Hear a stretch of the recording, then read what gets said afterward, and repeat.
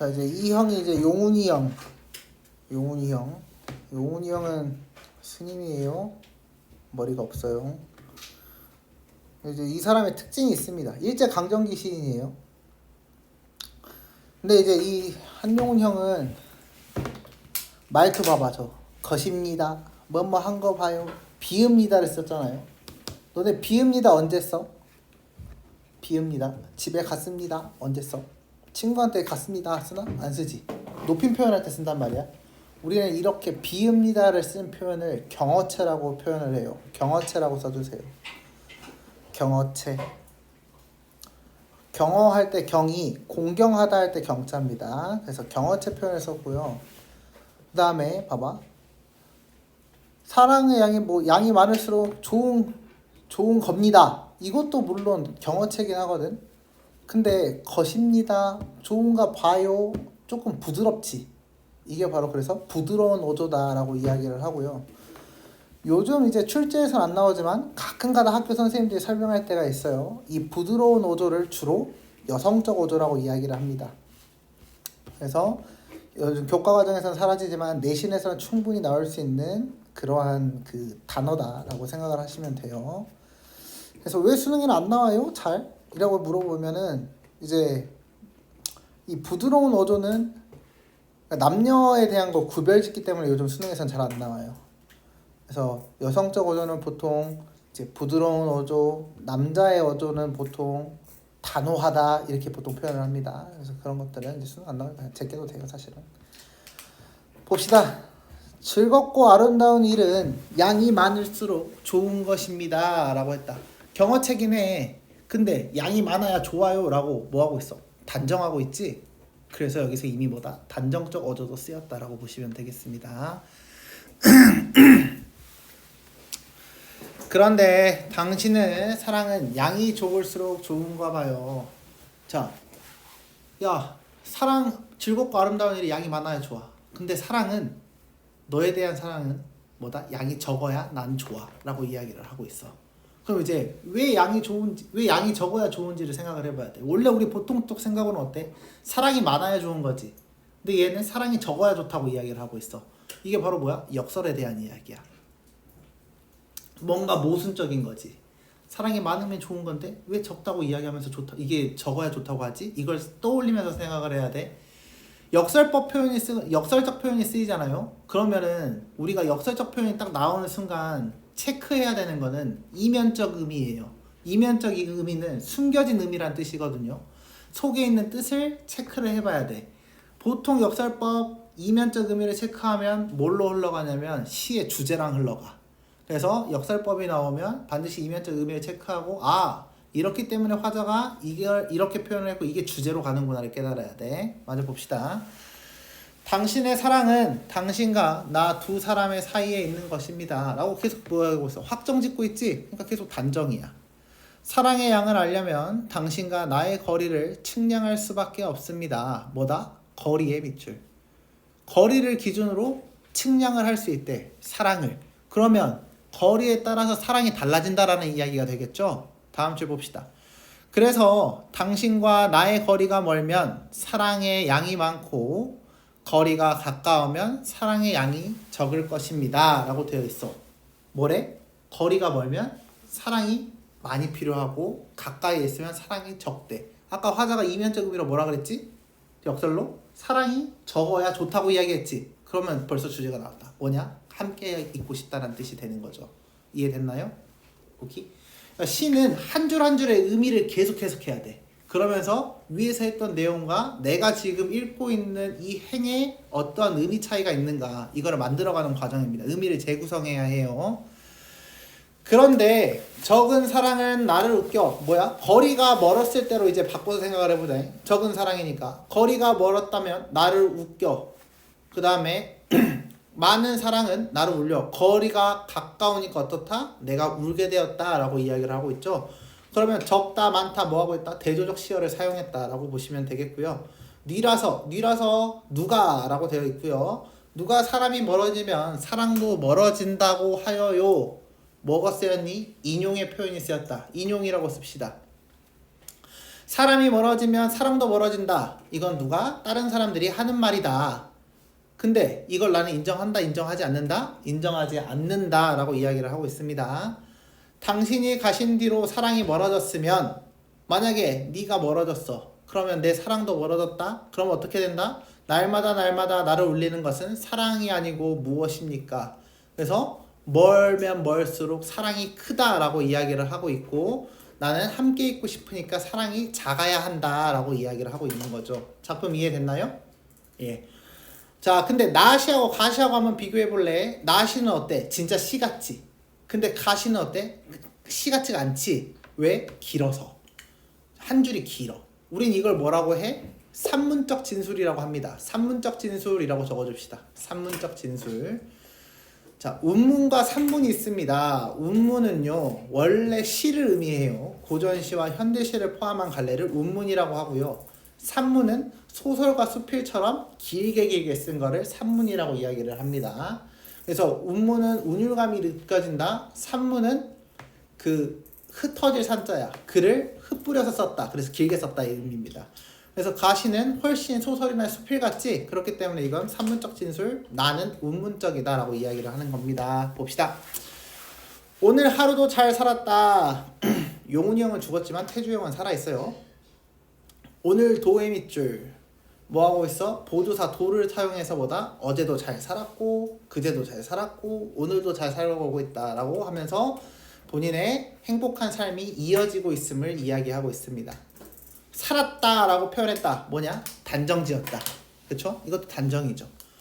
굽은 길은 굽게 가고 곧은 길은 곧게 가고. 여기서 길은 우리가 보통 길은 뭘 상징할까? 인생을 상징하게 되는 거지. 그럼 봐봐. 굽은 길은 굽게 가고 곧은 길은 곧게 가. 굽으면 굽어진 대로, 곧으면 곧은 대로. 뭐에 대한 이야기? 운명의 수용에 대한 이야기. 이해됐죠? 운명, 수용이라고 써주세요. 운명을 수용했다. 녹화하고 있었지? 맞아. 운명 수용. 자, 그리고 그 두 줄 어때? 문장 구조가 나란히 같지? 그러니까 뭐로 설명하면 된다? 대구법으로 설명하면 된다 라고 보시면 되겠습니다. 막판에는 나를 싣고 가기로 되어 있는 차가, 나 태워가야 하는 차가 어쨌대? 제 시간보다 일찍 떠나는 바람에. 뭐야? 차 놓쳤다는 이야기야. 걷지 않아도 좋은 길을 두어 시간 땀 흘리며 걷기도 했다. 그러면 뭐예요? 막판에는 시련이 닥쳤다라고 이야기를 하고 있어. 그치? 버스 놓치면 계열받잖아요. 그랬더니 어때? 다음. 그러나의 세모. 봐봐. 고전시가에서 향가 작품 같은 경우에, 신라시대 작품 같은 경우에는 감탄사를 통해서 낙부의 시작을 알리면서 시상이 전환됐다고 설명을 합니다. 이제 이건 또 나중에 향가 작품 나오면 또 설명을 한번 해줄게요. 현대시에서는 그러나, 그런데, 하지만 이런 것처럼 접속사, 국어의 문법으로 말하면 접속 부사가 쓰인 경우에는 시상의 전환이 일어났다고 써집니다. 거기에 시상 전환이라고 써볼까? 그러면 시상이 뭐예요? 라고 생각을 할 수 있단 말이야. 소설에서 글의 흐름이 뭐냐? 서술에 대한 이야기야. 시상에서 뭐야? 시의 흐름을 시상이라고 하는 거야. 시에서는. 이해됐죠? 그럼 앞부분이 어땠다? 개 같은 일이 벌어졌다 라고 했어. 근데 그러나 라고 했으니까 더 이상 그게 나한테는 힘든 일이 아니다 라고 이야기를 하고 싶은 거지. 그래서 뒤에 맞아 볼까요? 그것도 나쁘지 아니했다 라고 되어 있지. 그것도 좋았어 라고 이야기를 해. 우리가 그럼 보통 평소에 나쁜 일이 발생했어. 근데 생각해보니까 그것도 괜찮은 일인데? 라고 이야기를 해. 이거 무슨 태도야? 낙관적이지. 그래서 여기는 낙관적 태도가 드러나는 거예요. 낙관적 태도라고 적어주시면 되겠어요.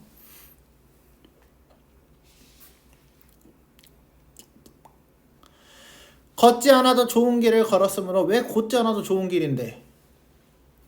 걷지 않아도 좋은 길을 걸었어. 원래 뭐야? 난 버스 타고 그냥 지나갔어야 돼. 근데 그런 길을 걸었으므로 만나지 못했을 뻔했던 싱그러운 바람 밑줄, 숲풀 사이 빨갛게 익은 멍석 딸기 밑줄, 해 저문 개울가에 고기 비늘 찌그러 온 물총새의 밑줄, 물총새의 날개짓 밑줄. 뭐 했다?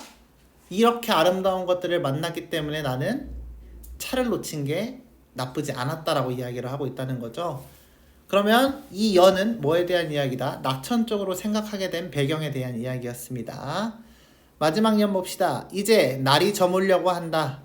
길바닥을 떠돌던 바람은 잠잠해지고 이제 밤이 되었대요. 새들도 머리를 숲으로 돌렸다. 오늘도 하루 나는 이렇게 잘 살았다 라고 하면서 주어진 운명에 순응하면서 이것 또한 운명이지 하면서 약간 낙관, 낙천, 달관 다 똑같은 말이에요. 그렇게 해석하시면 되겠습니다.